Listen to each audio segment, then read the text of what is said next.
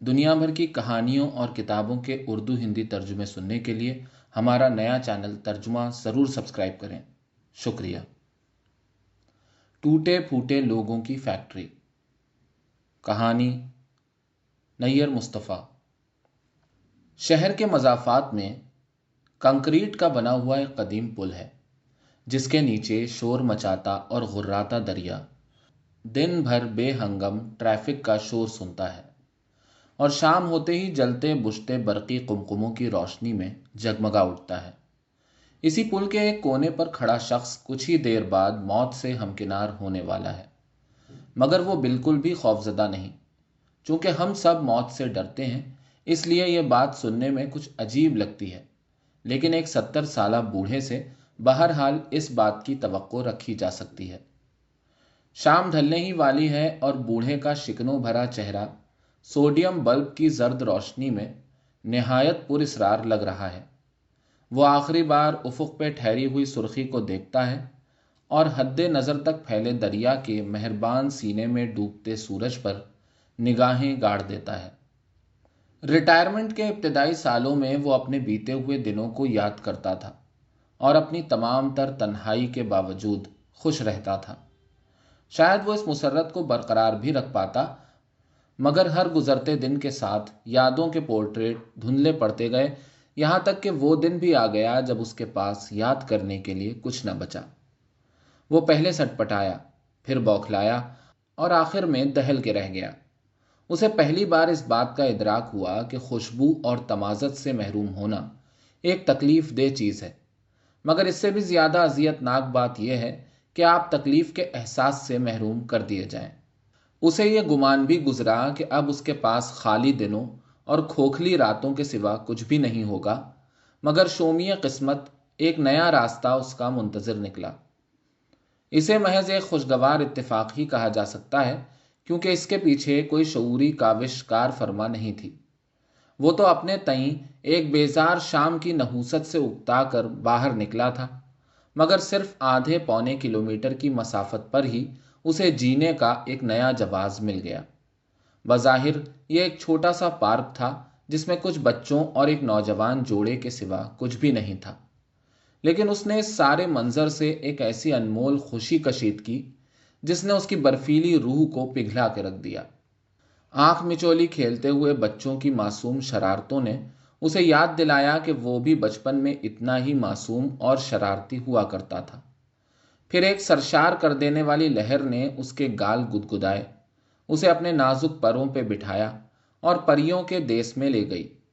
وہ لمبے لمبے ڈگ بھرتا گلاب کی کیاریوں کے اتنے پاس جا پہنچا کہ اس کی سانسیں مہک اٹھیں، اور جوں ہی اس نے پھولوں کے تمتماتے ہوئے عارضوں کی لو سے حدت کشید کی، اس کی نگاہ بھٹک کر نوجوان جوڑے پہ جا اٹکی۔ وہ ایک پل کو ٹھٹکا، ٹھہرا اور پھر مسکرا دیا۔ یقیناً یہ دنیا کا سب سے خوبصورت نظارہ تھا اور اتنا مسحور کن کہ اسے اپنے اوائل جوانی کے دن یاد آ گئے۔ دفتن سامنے بیٹھی دوشیزہ کسی بات پر مسکرائی تو اس نے اپنا کتابی چہرہ ہتھیلیوں کی اوٹ میں چھپا لیا۔ اسے بے اختیار اپنا پہلا بوسہ یاد آیا اور ایک مقدس لمحے نے اس کے ہونٹوں پر وہی تمازت اور نرمی پھر سے لکھ ڈالی۔ کتنے ہی بھولے بسرے گیت پیروں میں پازیب پہنے لوٹ آئے۔ وہ کافی دیر تک گنگناتا رہا، پھر اس کا ہنسنے کو جی چاہا اور وہ اتنا ہنسا کہ خوشی سے رو پڑا۔ چیزوں کو پلٹتے دیکھنا اور دوبارہ سے ہوتے محسوس کرنا انتہائی دل فریب تجربہ تھا، اور اس سے بھی زیادہ دل فریب بات یہ تھی کہ سراب زیادہ سچے اور سائے زیادہ روشن تھے۔ رات گئے تک اس نے چاند کی کرنوں سے لکا چھپی کھیلی، اور جب وہ اپنے بستر پر سونے کے لیے لیٹا تو اس نے ساحل کی ریت سے گھروندے بنانے اور سیپیاں چننے کے خواب دیکھے۔ ہفتے، مہینے اور سال پنکھ لگاتے اڑ گئے۔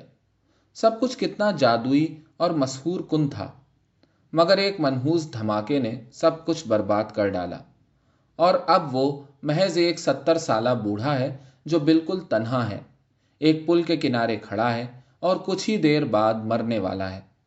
مکمل وثوق سے تو کچھ بھی نہیں کہا جا سکتا، بس اتنا معلوم ہے کہ وہ ایک نسبتاً کم گرم سہ پہر سے تھوڑا پہلے پارک میں داخل ہونے لگا تھا کہ اچانک ایک دھماکہ ہوا۔ دھماکہ! درد میں گھلی چیخیں، ہوا میں اڑتے لاشیں، تازہ لہو کے چھینٹے۔ جو ہی اس کے اوسان بحال ہوئے، اس کے ذہن میں پہلی سوچ یہی آئی کہ وہ تمام سوچوں سے چھٹکارا پا لے، مگر بدقسمتی سے فرار کے تمام راستے مسدود ہو چکے تھے اور وہ بربادی کا بھیانک چہرہ دیکھنے پر مجبور تھا۔ دیکھتے ہی دیکھتے اس کے والدین نے خون تھوکا اور دم توڑ دیا۔ اگلے ہی لمحے اس کی محبوبہ نے آخری ہچکی لی اور خاموش ہو گئی۔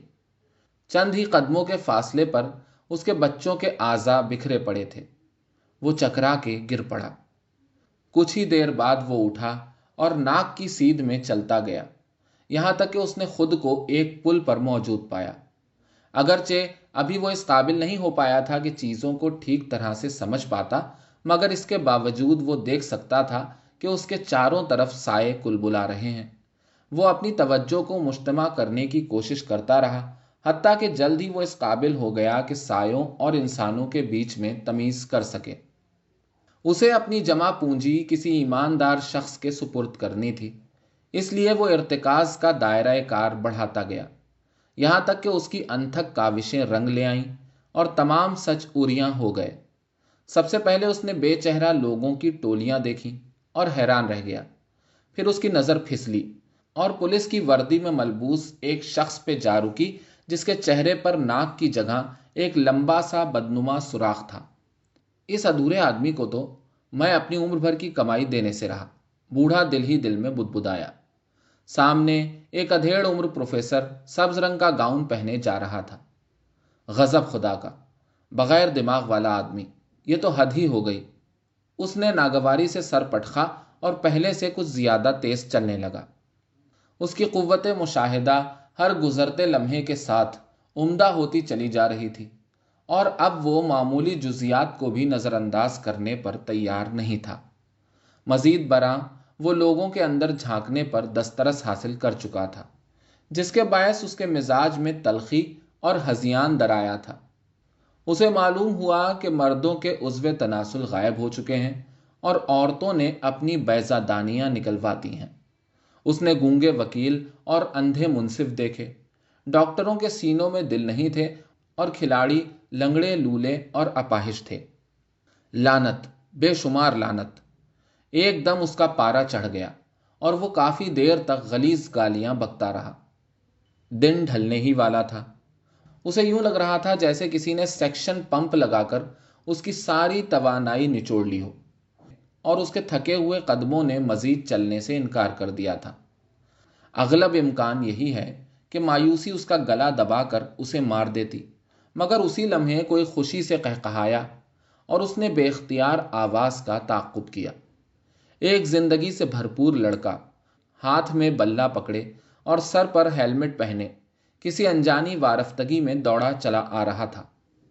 اس نے ایک ہی لمحے میں ذہن بنایا، فیصلہ کیا اور لڑکے کی جانب لپکا۔ لڑکا اسے اپنی جانب بڑھتے دیکھ کر رک تو گیا، مگر اس کے چہرے پر لکھی بوکھلاہٹ صاف پڑھی جا سکتی تھی۔ بوڑھا کچھ دیر تک ساکت کھڑا رہا، بالکل ساکت۔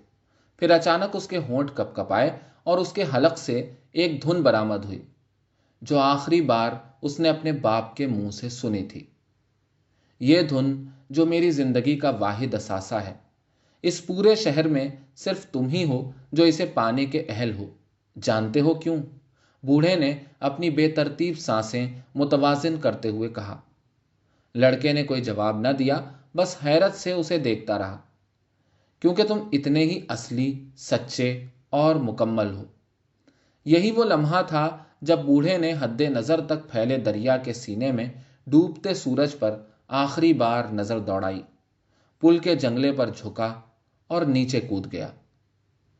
یہ سب کچھ اتنی برق رفتاری سے ہوا کہ لڑکا اپنے قدموں پر جم کے رہ گیا۔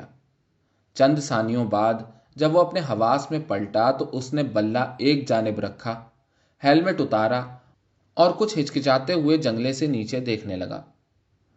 کچھ دیر تک وہ خاموش کھڑا رہا، پھر ایک دم اس کا دل بھر آیا اور وہ ایک محبت کرنے والے آدمی کے سوگ میں دہاڑے مار مار کر رونے لگا، جو یہ دیکھنے سے پہلے ہی مر چکا تھا کہ لڑکے کے کان نہیں تھے۔